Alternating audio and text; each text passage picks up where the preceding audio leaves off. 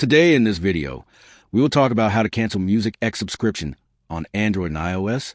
So all official methods and information you can see on your screen. So let's get started. Please note, you can cancel your subscription to the platform where you originally purchased it. Method 1. Cancel Music X subscription on the Google Play Store. Open the Google Play Store app. Tap the menu icon in the upper right corner. Go to Payments and Subscriptions, and then Subscriptions. Select Music X from the list of subscriptions. Tap Cancel Subscription at the bottom. Choose a reason for canceling. Then tap Continue. Tap Cancel Subscription for confirmation, and follow the prompts.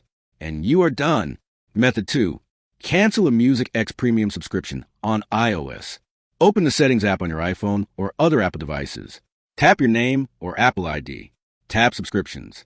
Select Music X app from the list of apps. Tap Cancel Subscription, and follow the prompts, and you are done. So by using this method, you can easily cancel Music X app subscription on Android and iOS. Hopefully this video will be helpful. If you have any questions, please make a comment. I will reply to you soon. Thanks for watching this video. Bye-bye.